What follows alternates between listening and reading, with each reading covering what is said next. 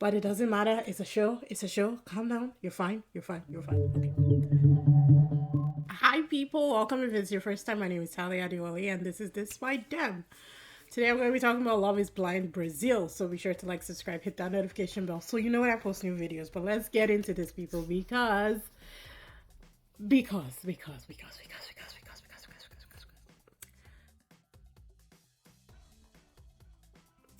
So Love is Blind season 3 just dropped. I think it dropped sometime last week. If I remember correctly, I didn't get a chance to watch it. I've been moving, been settling down. In fact, I haven't really been posting a lot, but when I saw Love is Blind, I was like, this is it. This is what is gonna, kick start the posting again. First of all, Love is Blind Brazil is my favorite out of all the Love is Blind. And I thought that season 1 and season 2 were perfection. I thought that it was authentic and I thought that it was genuine. I feel like 2 was like a sweet spot for them, but this show is so widely popular, so like huge and so successful that I knew that they would probably do more seasons regardless of what country they were in. So when I saw Love is Blind season 3, I was like, yeah, I'll watch it because I love Brazil. I love Love is Blind Brazil. They're my favorite. I love the language. I love the people. I love the way they react. I love their passion. I love everything that they do on the stories. I love their individual stories.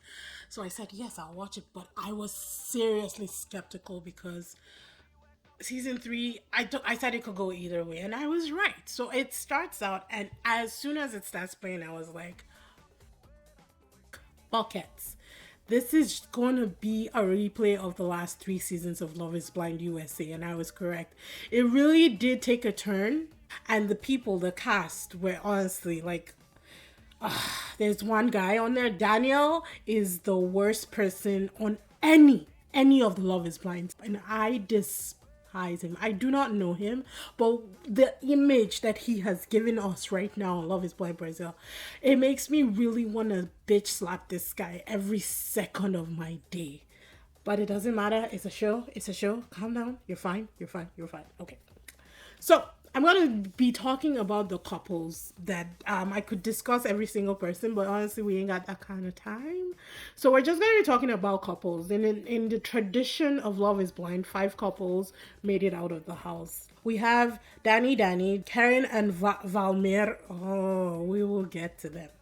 Maria Menandro and Agatha and Renan, but they kept calling him something like Jenan, or I don't know, they kept pronouncing it different, but I'm going to pronounce it Renan because I can't really remember. And then Bianca and Jabras. And out of the 5, my favorite couple would be Bianca and Jabras. I don't fully 100% trust Jabras. I think that maybe he is withholding either information or part of himself. I mean, there's only 4 episodes right now. We're gonna have to wait and see what the end of the series brings. But there's a question mark behind Jabras.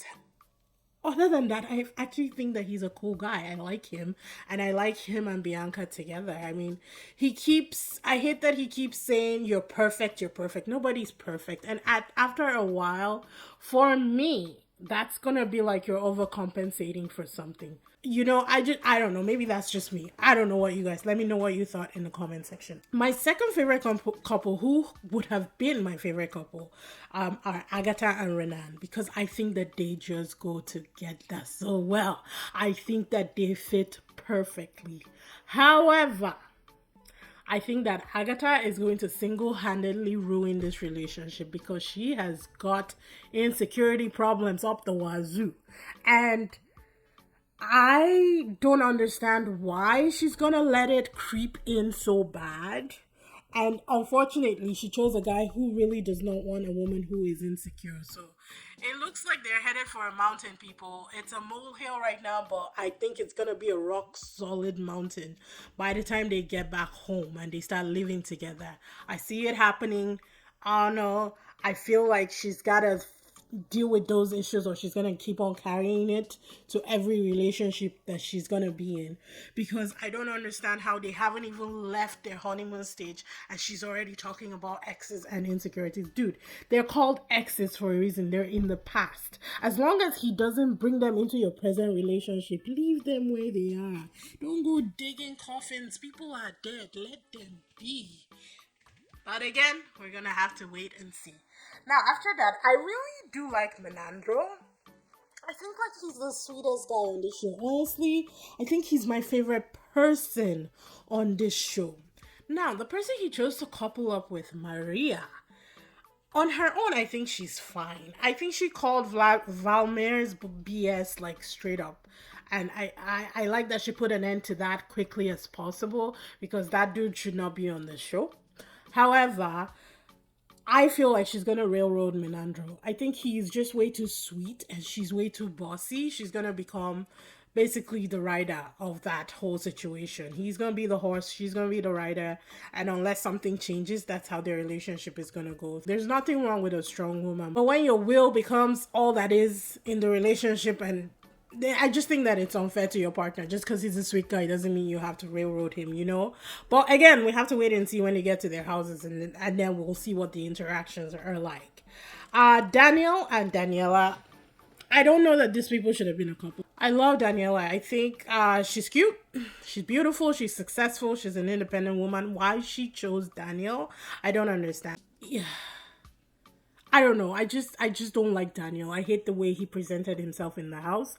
I hate that him and Valmir are best friends. That's a red flag in itself because they're both irresponsible and honestly useless human beings. I'm sorry. I apologize, but I really don't. I dislike both of them extremely.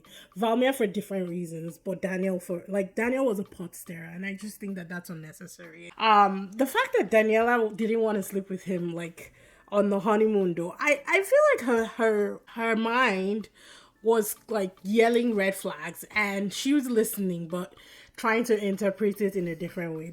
She definitely knows that there's something up with this guy, but she's trying to look on the bright side, I guess, or maybe she's just trying to stay on the show. I don't know, people, but definitely knows that there's something up and doesn't want to sleep with him yet, but we'll see again how things go when they start living together in the real world. Which brings us to our last couple, Miss Karen and Mr. Valmir.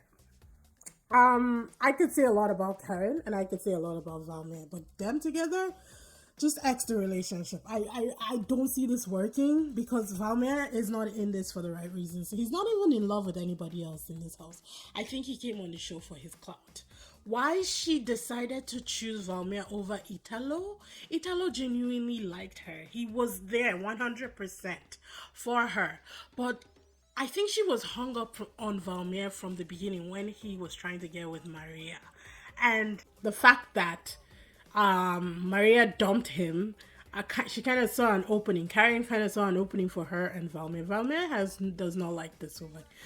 He doesn't love her. He definitely doesn't like her. If they do get I mean, who knows? Kwame and Chelsea are still married and we didn't think that they really liked each other, right? I didn't think that they liked each other, but they're still married. So anything can happen, but I don't see Karen and Valmir being together.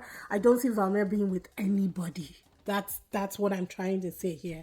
I think Karen should do what's his name from the last season of Love is Blind USA and go back to Italo because that was the best choice for her. Out of all the couples, honestly, right now, the only ones that I can see working are Bianca and Jabras, and maybe, I don't even think so. I think Agatha is going to sabotage that relationship 100%. I think her jealousy and her insecurity is going to just drive them nuts, and they're going to call it quits. That's what I think. She's so beautiful. I don't know why. Like, I don't know what happened in her past to make her that way, and I feel really bad because I think she's going to sabotage a ton of good stuff for herself, and hopefully she gets help and hopefully something good comes out of this entire show. Either she ends up with Renan or gets the help that she needs if they don't end up together. But those, I think Bianca and Jabras are the only ones that I think maybe would go the long way. But again, we gotta wait and see how the real world influences them. But yeah, It's not as genuine as the last two seasons. Like I said, it's not the same hometown, deep roots feel.